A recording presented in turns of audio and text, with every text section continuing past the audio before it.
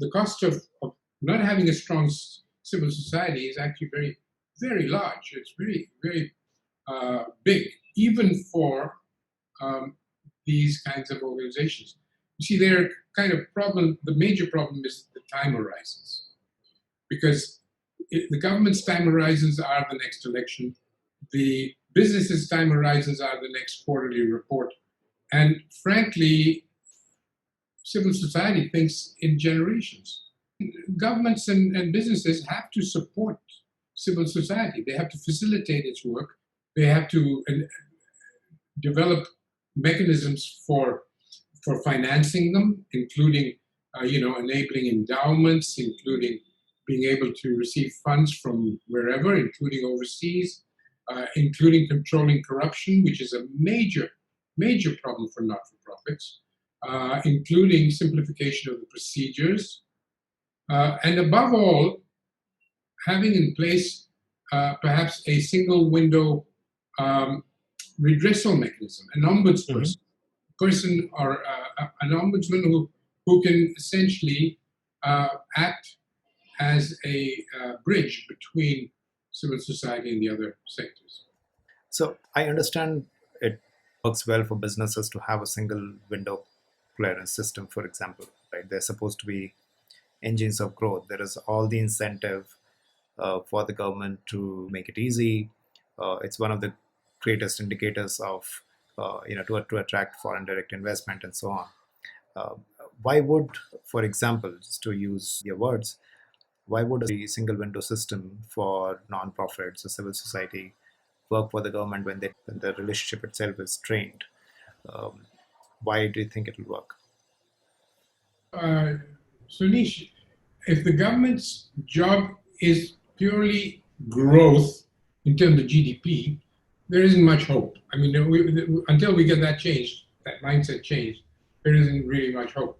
But that's not the issue. The issue is, if you want a civil society that is contributing to a healthy social system, then growth will automatically be enhanced, will be accelerated.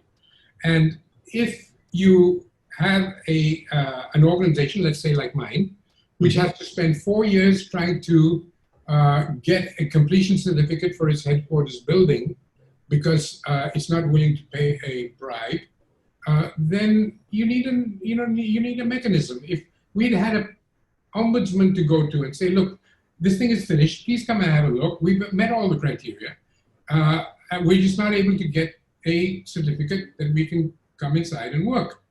And there was no way to deal with that issue. Now, it's in the interest of the government not to waste such a big national resource as both people and physical assets and infrastructure, etc., just because there is no mechanism for because the courts can't handle this. The courts have 32 million cases overhang. So basically, we couldn't find our way to go to court. Number one, partly because it would take forever, partly because the moment you declare war on government, they have hundreds of ways to stifle you even further. Government believes, hopefully, business also could learn to believe, and we're trying to make that happen, that having partners in civil society is good for them. It's good for their future. Now, if they are completely driven by GDP growth, raising Sensex, bringing in more FDI, then there's no hope. Then nobody is going to help civil society because civil society does not believe that's the way to a better future. So what do you think governments should do to strengthen this sector? Fundamentally restart. The sector is controlled by laws that are 160 years old.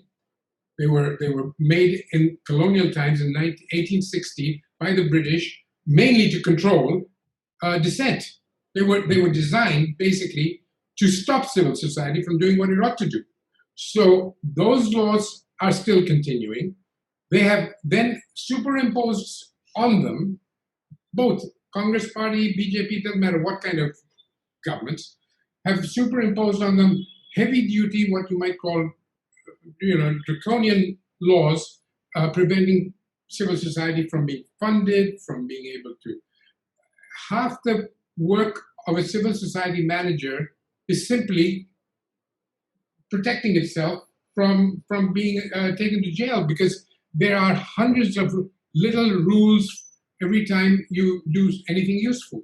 So there are many things. If you do not build a relationship of trust between government, business, and civil society, none of them is going to be able to contribute very much for the future. 800 million people in our country are outside that economy.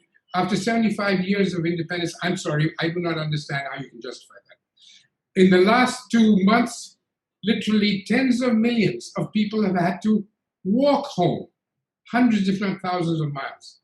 I mean, is there any kind of a justification for a system like this? Is it only that a few people living in 54-story houses are the only ones that count? So I'm sorry if I have to say this, but the present legal system under which trust societies and other